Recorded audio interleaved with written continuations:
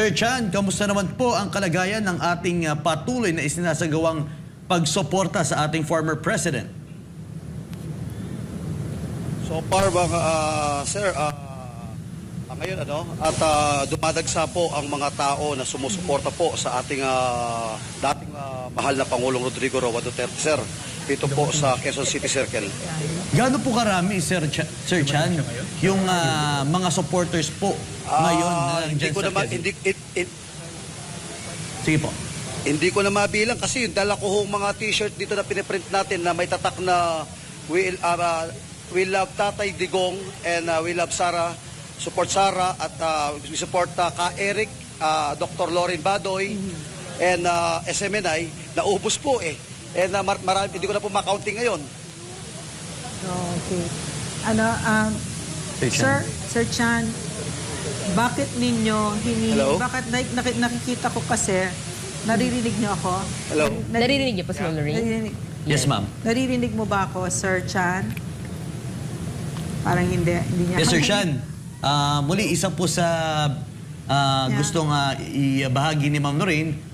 Ano po yung inyong pinaghugutan? Kasi nakasulat Yes. Protect Sara. Bakit Yes. Protect Sara? Yun din yung gusto natin Bakit malaman. bakit ganun yung nakasulat sa inyo, sir? Okay, una, alam natin kamakailan nag-file po ng petition na naman etong si Congressman Franz Castro diyan po sa Korte Suprema. At kung papansinin po natin, kaya sabi natin, protektahan po natin si Inday Sara at hindi ko na papangalanan kung sino tong isang nasa Senado na pinagre-resign. Kung mapapansin natin, maliwanag po sa sambayan ng Pilipino kung sino po yung nagtatrabaho ng matino. Siya po ang tinitira ng gobyernong ito. Yes. So, ang sinasabi ninyo, Sir Dan, ay ang tingin ninyo, ang perspektiba ninyo, ang ating Vice President ay endangered ngayon, ay in grave danger ngayon. Tama ba?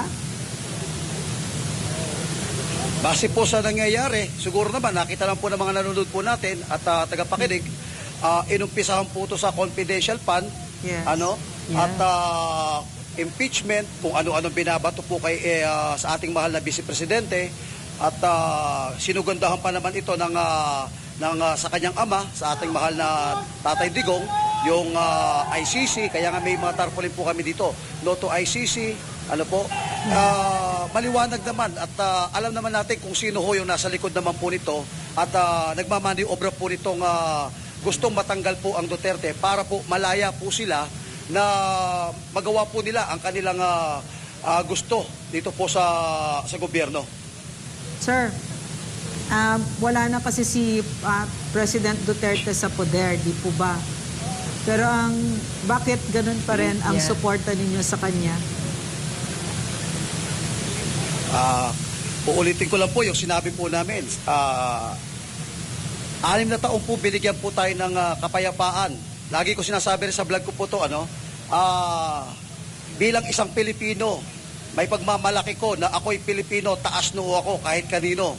Noong panahon po ng nanunungkulan pa bilang presidente, ang ating mahal na dating Pangulong Rodrigo Roa Duterte. Number 2, kaya masasabi ko po yan, na kahit ako, even na sa Davao, lahat po ng lugar sa Mindanao, halos na ikutan ko noong panahon po ni Tatay, very peaceful.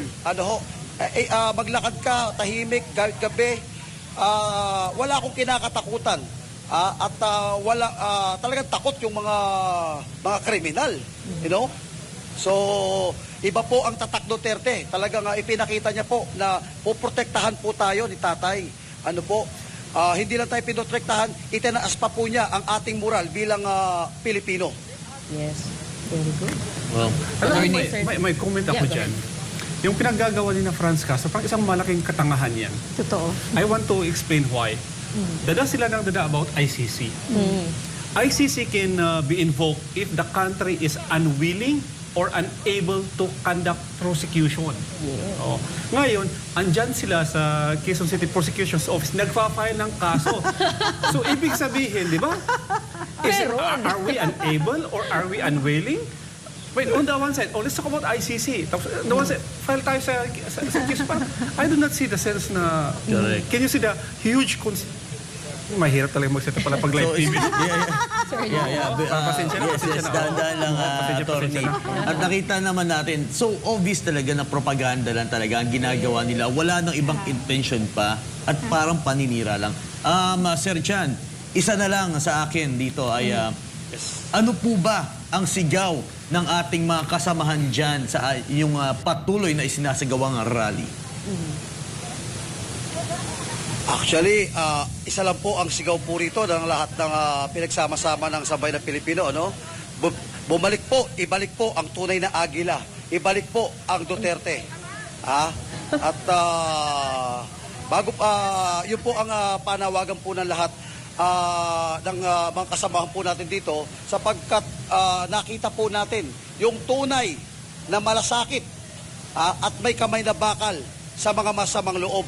Kaya ho, panawagan po ng nandito po sa atin, ibalik po ang totoong Agila ng Pilipinas. Ano yan, demokrasya tayo. So may karapatan lahat sa kanilang paninipad. Di ba magtanong? Sige, Magtanong. sunod ako sa Ma'am Lorraine. Sir, kasama din ba sa goals ninyo, sa adhikain ninyo, na by 2025, wala ng CPP, NPA, NDF sa loob ng Kongreso?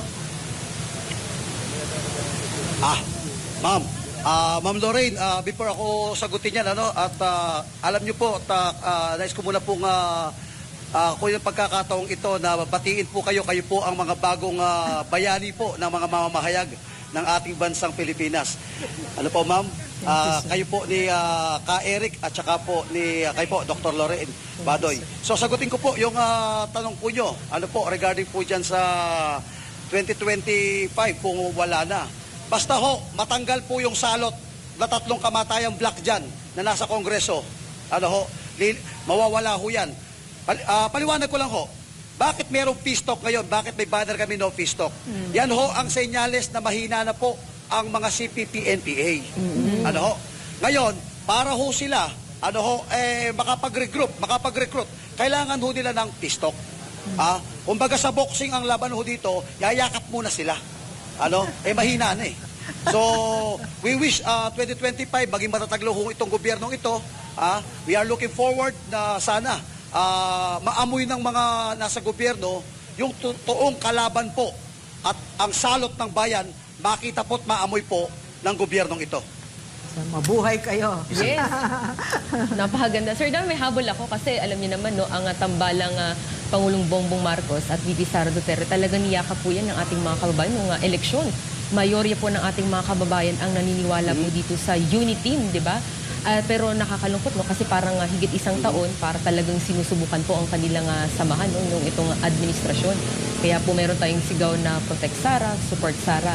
Gaano po ba kahalaga itong ginagawa niyo mga panawagan? At the same time po, ang lakas po ng ating mga vloggers online dahil dito rin po nangyayari ang atake ngayon. Ano po ba ang inyo ring panawagan po, Sir Dan? Well, bago ko manawagan, actually sasabihin ko, prangkahan ako. Nabutol din ako. Kasi inaasahan ho namin na parang hindi planado eh. Parang hindi pinag-usapan to na walang pinag-usapan na plano silang dalawa. Si BP Sara, si Bongbong Marcos at nakakawan ako. Sir Dan, Akala ko baka nasa kung ano pa mabanggit mo, Sir Dan. Relax muna tayo, Sir Dan. Demokrasya. Demokrasya, Sir Dan. Pero, sige po. Patuloy po, Sir Dan. Okay. Yes, Sir Dan. Sir Dan, nabanggit po sa akin na malakas na daw po ang ulan dyan. Kasalukuyan umuulan na po dyan. Ay, umuulan na? Yes. Kaya gusto pa man namin na pahabain pa ang ating talakayan. Nahingihan ko na lang po kayo. Nananabas na kami sa'yo. Yes. Diretso na, Sir Dan. Sir Dan, maganda-ganda kung sumilong na lang po muna kayo. At sige po, last message na po sa ating mga kababayan. Sumilong at magpalamig. Oo. Umuulan ba? Di na tatay naririnig ni Sir Dan. Ako. Hindi na Yes, tayo so yan. Kasi umuulan baka nabasa na rin ang kanyang audio. Nag-message siya sa akin dito ang kanilang ang lakas na daw ng Oo, ulan doon. narinig ko lang, nabudol. Pero wala po, di ko lang ibig sabihin nun. Ayan. Pero muli, tayo nagpapasalamat sa kanilang pagsuporta dahil buhay ang ating demokrasya. Yun! Alam mo, hindi ko palalampasin kasi may sinasabi si Sir Dan. Tapos ang response natin, uy, tahimik ka lang, gano'n, no? Huwag kang magsasalita na, para ba natatakot tayo? Ba't tayo natatakot, di ba? Isa itong demokrasya, meron siyang karapatan sa kanyang opinion. Do we share that opinion? Not really, di ba? Pero may karapatan siya at wala dapat natatakot sa isang bansang demokratiko na magsaad ng kanyang opinion. Okay? So Yes. doon tayo. Walang natatakot dito.